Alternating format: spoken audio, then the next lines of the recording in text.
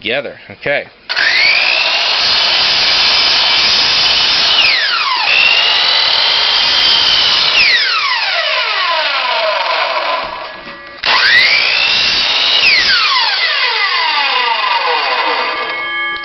So what I'm going to do, right off the bat, I've already got holes in here for the brass pins.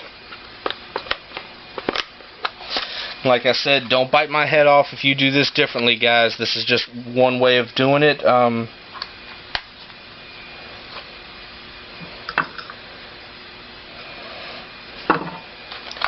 Make sure I get the right size. Yeah, let's go with the 1/8.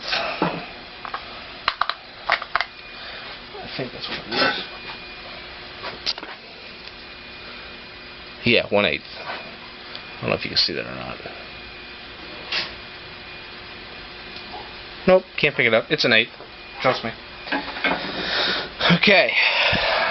So, let's go over to the drill press.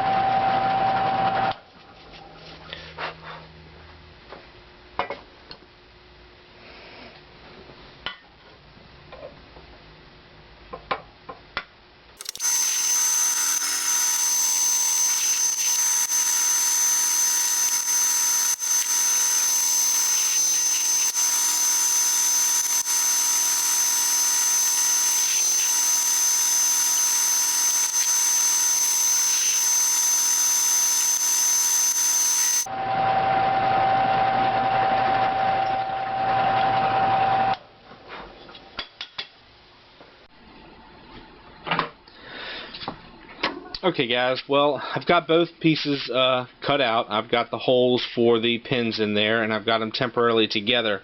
I don't know if this camera's going to pick it up or not, but there's a outline right here of the handle on the knife, and what I'm going to do, as I said a minute ago, is I want to clip this section of it off, kind of let it show some of this metal right here.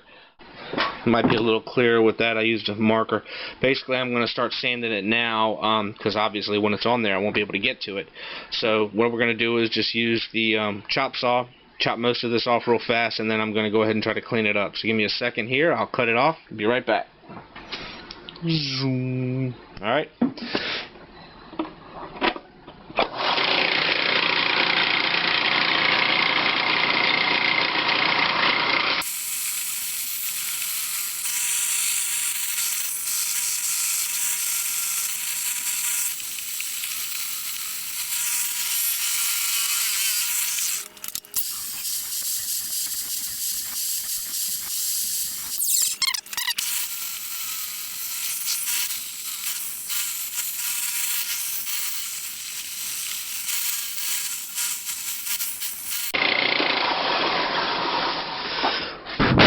Alright guys, there we go.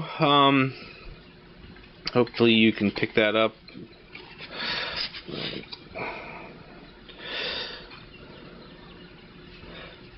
Got them both nice and even. That's the advantage of pinning them together. They're guaranteed to match, at least until you screw it up later.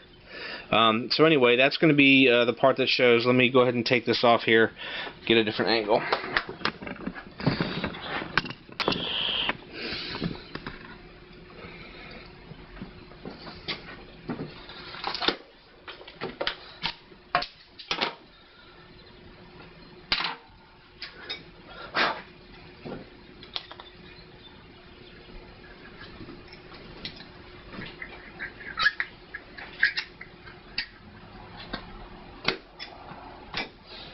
Okay,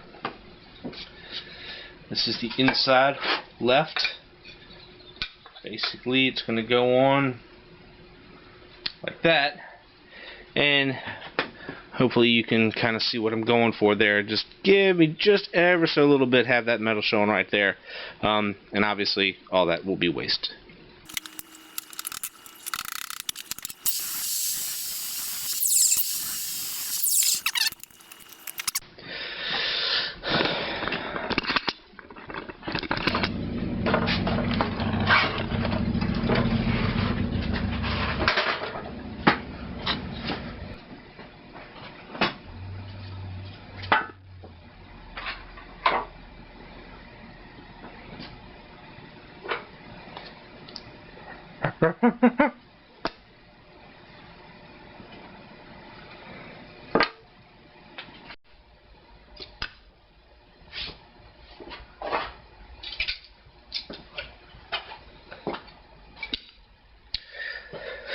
Alright guys, well it's time to go ahead and put this puppy together. I'm working off to the side here, so hopefully it doesn't confuse you too much. I'm going to do my best to orient this right. Before we get started, what you're going to want to do in any kind of project like this, especially when it's, you know, you're doing bookend type work, put yourself some little indicators right there. I've got 2 lines showing that these are going to meet, and then I've got 1 here and 1, 2 there. Okay? Now I know, I don't care where I go, what I do, how I put these together, these are supposed to match. See, that doesn't match. That does match. Or does it? Yeah, see how it goes right there? Those 2 line up, these indicators, and this one lines up. This one lines up perfect. Now, outside, a circle, and on the knife blade right here I'm going to put a circle. That tells me this marries up with this. You keep everything lined up like that, you're going to be golden. And you know what, before I get started, I think I am going to go ahead and clip these edges real quick. I just want to soften them just a hair. Okay, I just kind of softened the edges right there. I don't know if you can even see it. Maybe if I hold it like that. Kind of soften those edges up a little bit. Alright, 2-part epoxy, Gorilla Glue. Gorilla Glue. Excuse me.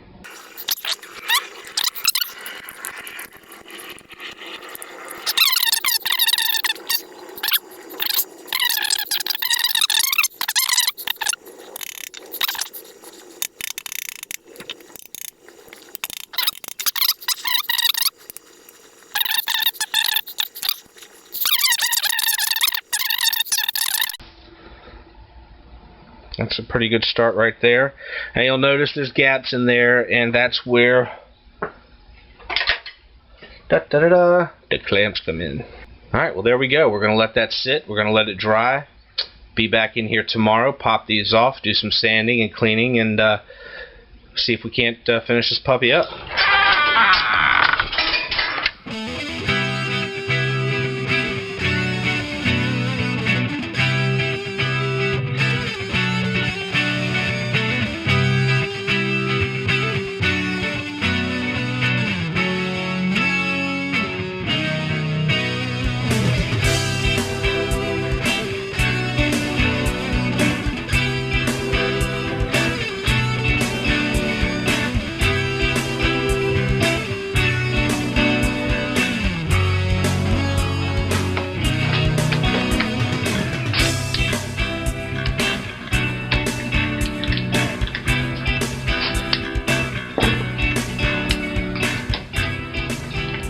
Alright, well, no shocker, the glue stuck. As you can see, I've got it on here. I've got, again, the benefit of keeping your lines organized with tape and making sure everything looks right and using the pins and marking it.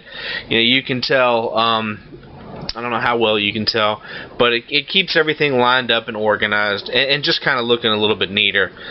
Now, I mean, you know, I don't have laser-guided saws and, you know, CNC equipment, so it's never going to come out 100% perfect. And that's kind of really the beauty of having stuff handmade sometimes. It's that handmade touch that makes it really awesome.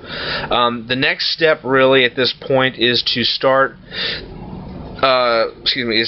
sanding it down. See if we can't get this thing flushed up with the metal a little bit. I'll knock these down as well, and see if we can't beautify this thing a little bit, as my dad would say.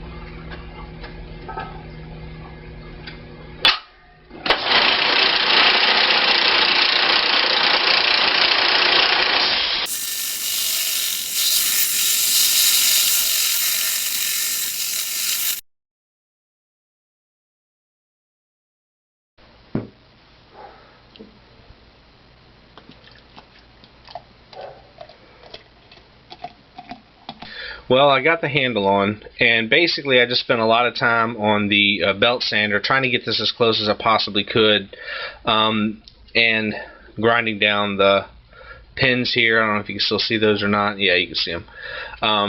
And trying to get it just right.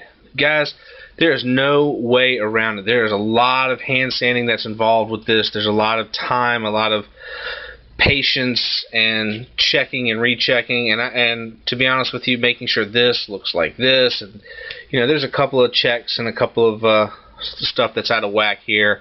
It's not perfect, and again, the wood that I'm using is not perfect. You can see that's kind of a beefy handle. I do kind of like the beefy handles. I don't know why, I just do. Just feels substantial to me. I took the Dremel and basically spent a lot of time just kind of working it like this and trying to get it right. And really, there's more that I could do to this if I really wanted to.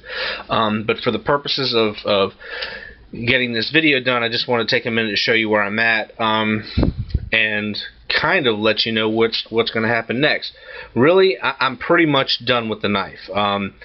I could spend the next 6 months trying to perfect it, and still be no closer to where I'm at. I mean, again, this is just mild steel. There's nothing fancy about it. There's nothing perfect about it, and it's not ever going to be some showroom piece. It's not going to, you know, be the best knife on the shelf. This is merely practicing techniques, and I've learned a lot through this process. You know, I've definitely learned that you know, you've really got to pay attention to the types of metal that you buy, the types of wood that you're going to use for your scales. I mean, there are scales that you can buy dedicated specifically for making knives. Yes, you can get away with using wood. It's just a lot more work involved with it because you've got to go through a lot more steps to sand it and get it thinner. I mean, I could pop this on a belt sander with some 36 grit and really just work it till I got it to the right depth. I could do a little hand carving with a knife if I wanted to.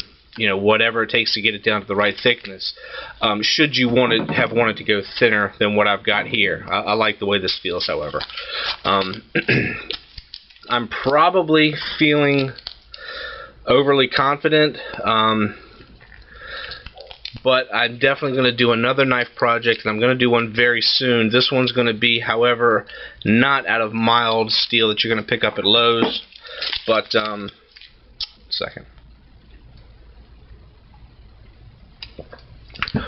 But I'm going to get some steel, some 1095. I think I mentioned this before. Some 1095 high carbon steel, and really try to make a quality piece. Now, all the work I've been doing on this knife, on the first bushcraft knife I made, all of it, every single bit of it, has all been practicing just to try to make something a little bit nicer. So here it is. Here's the knife, and I'm going to do a little photo gallery at the end. See, I got a pretty decent reflection on it. It needs to be polished a little bit more with that tape and stuff on it. But I'm going to spend some time. I'm going to polish it out and get it right. Probably put a little tung oil on the handle. You can see where I kind of checked the metal right there. And get this looking up pretty. But I appreciate you sticking with me on this video. If anybody out there has any experience in knife making, I would love to hear your tips and tricks. Specifically, I'd like to get some tips around working the scales. I mean, if you've got any videos, do a video reply to this. I'd really appreciate it. Or if you'd rather keep it private, personal message me. I really don't mind. I'll say it once, I've said it again, I am no expert. The entire premise behind Homemade Genius is not to be the smartest guy in the room. Just be willing to think outside of the box. Don't be afraid. Try something new. All this is new. You never know what you're going to learn. You never know what you're going to love. And you never going to know what you'll end up doing tomorrow. So just keep thinking, keep working, keep trying something new, and ask questions. Genius out.